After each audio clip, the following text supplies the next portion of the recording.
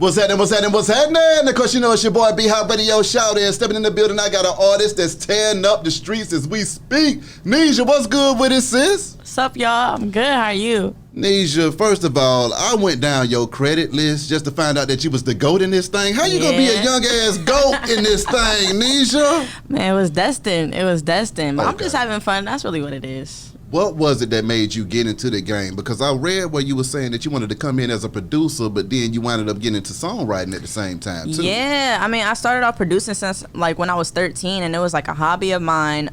But like I was just always thinking outside the box, and I remember thinking like, how can I get my beats heard? So I was like, you know, I know people want to hear songs, and if I just put beats on SoundCloud, like the probability of people clicking on my stuff is low. So I was like, let me sing on my stuff and, you know, see where it goes.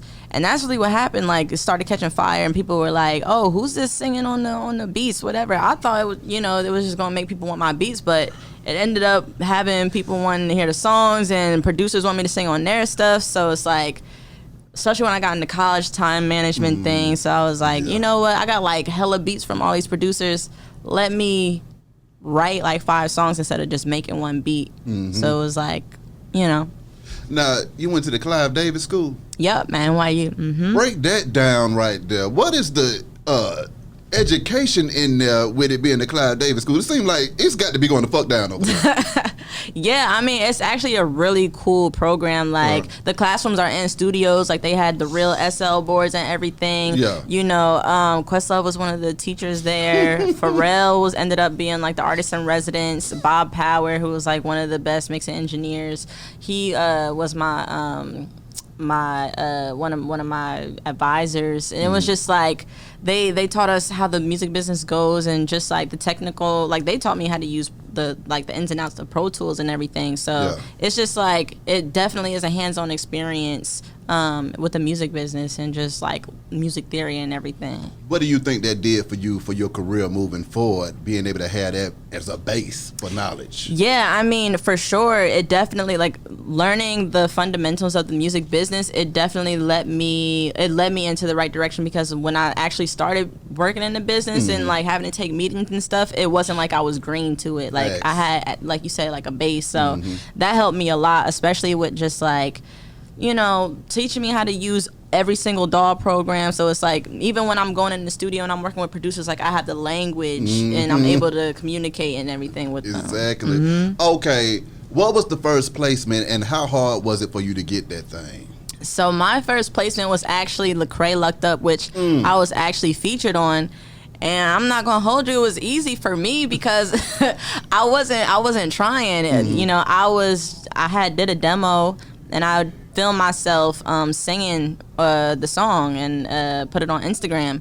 And I just remember Jay, who's out here, he manages Beam, and he hit me. He was Lecrae's A&R at the time. He was like, "Yo, I need this record." He stumbled upon it. I don't even remember how he stumbled upon it, but he saw it on my page. I didn't even have that many followers. I had like less than 1,000. It's crazy. Yeah, and he was like, "I need this for my artist Lecrae," and I was like, "You know, this ain't a Christian song."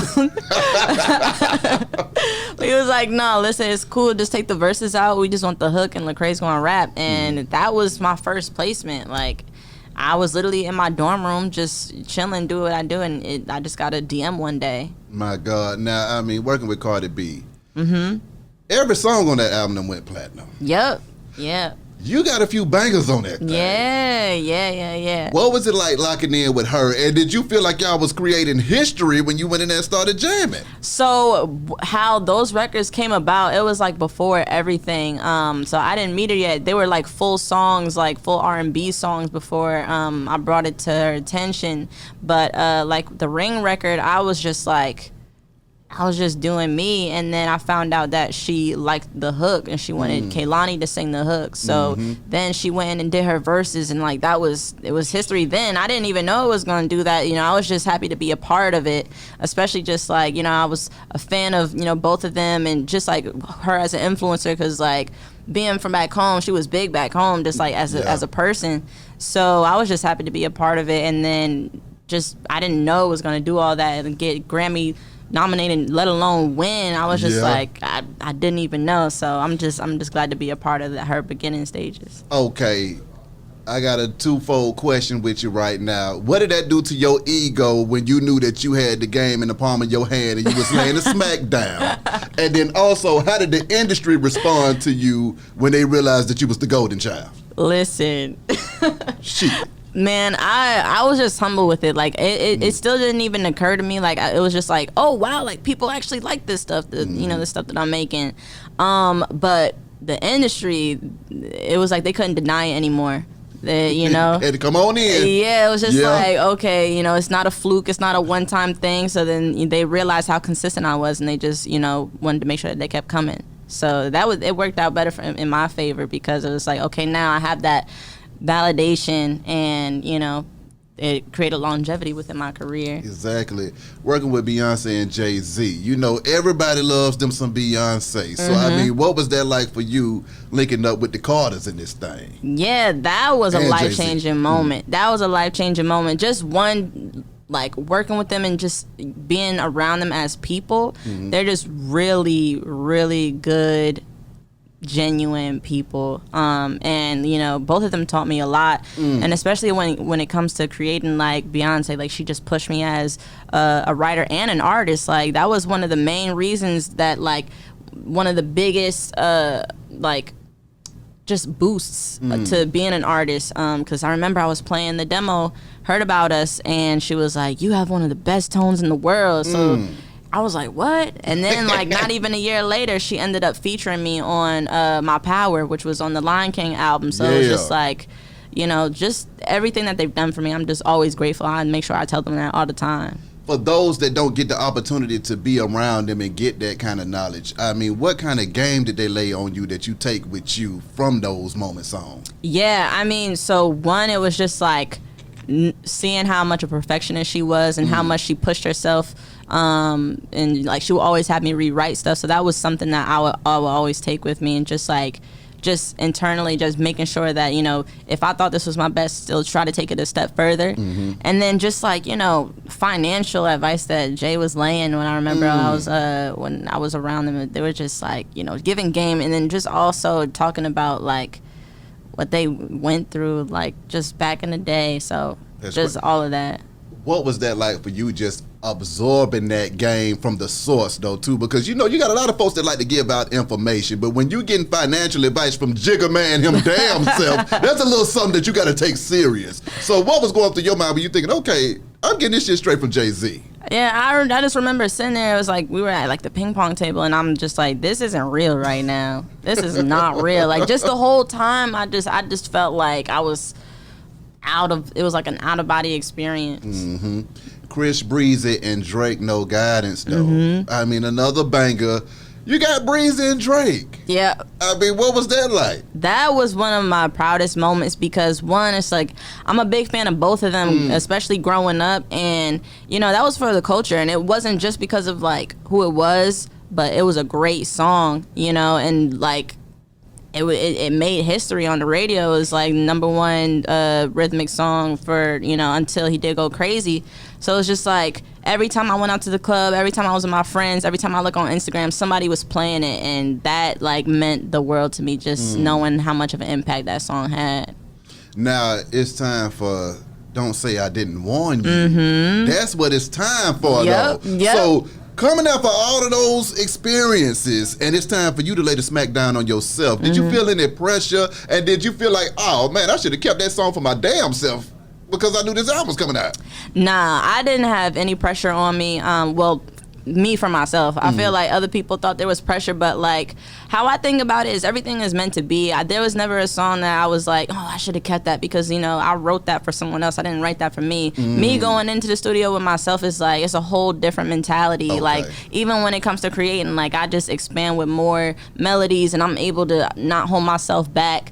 And I was just like, I know that I make good music, and I know that I make it for myself. So as long as I like it, that's really all I'm worried about. So I didn't put that kind of pressure on myself. Creative process, though, because I mean, you singing, songwriting, and are you producing this thing as well? Yes. Well, I was working with Jack Roshan, Serge, London on the track. So I was taking more of like the role of just like direction, but like they definitely took the lead on that. Okay, so when you going into the studio, how do you figure out what that song is going to be about on that particular day? Is it a mood thing? Is it a vibe thing? Or is it just, it's a mood and vibe thing. Like, I gotta see how I'm feeling, and I talk to the producer. And I'm like, play some stuff. I gotta see what catches me, and then I'm like, the way I write is kind of like how a rapper writes. So I go in and freestyle. So it's just like I gotta see what's coming, so I can make it, make sense in my head. Now, when you ain't jamming, what are you doing for it, though, Nija? When I'm not jamming, I do a lot of stuff. So I like to shop. I love to shop, watch TV. I'm a big TV watcher. Go-karts, anything that I could get active and like have fun, feel like a kid with. That's what I'm doing for sure. Partying, getting lit, drinking. I be doing that a lot. I ain't mad at that, Nija. What did you do when the money started coming in from all of this talent that you've been gracing the world with? Yeah, I mean, well, the money actually came early. It came early, and it was just like, there was a sense of security, and I just felt safe. I felt like now that I have stability, like I can just, and I was young getting money, so it was like, I could travel when I want. I never had to worry for anything. I got a nice house. I got, my family's taken care of. I'm taken care of. So I was never like a crazy spender anyway. So it was just like, just not having restrictions. That's really all it was. But I was still doing, what a 20-year-old would do. Exactly. Yeah. Up to this point, what has been your favorite part of your career so far? That highlight that you gonna tell everybody every time you come to a family reunion. Y'all won't believe I was doing this year. Yeah. My favorite part of my whole career was meeting Beyonce, working with Beyonce and Jay in Paris. I'll make sure you left out the Paris part. Yeah, I'll make sure I told my kids that for sure. When you touched down in Paris, what was the culture like and stuff like that moving around over there? It was different. I just remember how different the McDonald's was, because I'm big on McDonald's, and just I didn't even realize that it was different over there. So it was cool seeing the culture, but Paris got rats like New York. I didn't know that either. Big dogs running around. Cats. Okay, so now we done talked about what you love. What are the things that kind of irk you about the industry that people need to be aware of before they get into this game?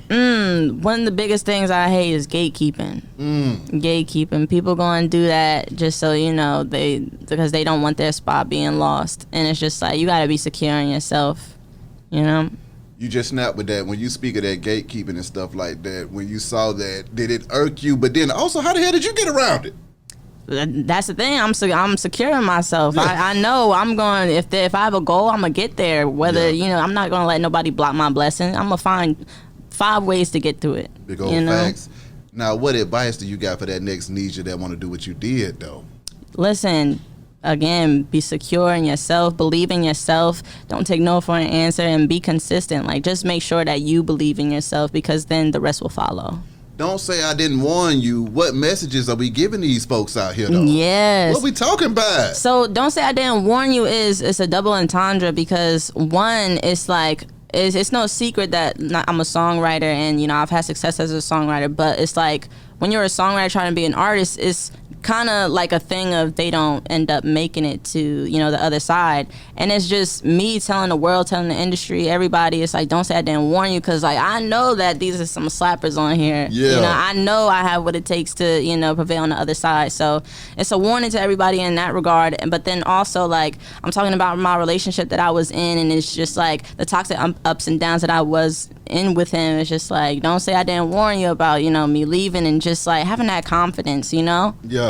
So, Nija, how the hell was you able to even have a relationship doing all this damn work, girl? Man, that's impossible. It's like you work during the day, and I still find room to have a life. Like, even from the beginning, like, I made sure I didn't work weekends. Yeah. I wanted to work during the days, and even like a certain amount of days. So it was like, even though I'm a machine, I'm not a work machine. You know what I mean? Exactly. So now, when it comes back to you and this album, lastly, Nija, what do you want these folks to take from it? What do you want your fan that goes and cop this album to feel and to live after they get this thing? Yeah, I mean, well, the biggest thing is confidence, just because like that's the saying that I take from every record. You know what I mean? It's just like you get a vibe from me and in how secure myself I feel, and just like I'm never gonna be the victim. I'm always going to be 10 steps ahead of you, or I'm not gonna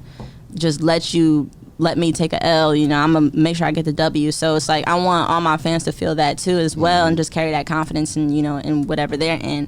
But also it's just like it's good music, like it's a vibe. So I want just everyone to feel good when they listen to it. I want them at least to feel some type of emotion when it comes to listening to the records. Damn right, it's your time. How can these folks contact you though, Nija? Yes, so you can hit me on Instagram at AMNIJA_Amnija. That's hard. That's hard. Appreciate you coming through this thing, sis. Wish you nothing but the best and much success. Be High Radio, shout it. Nija, holla at y'all in a minute, man. We gone.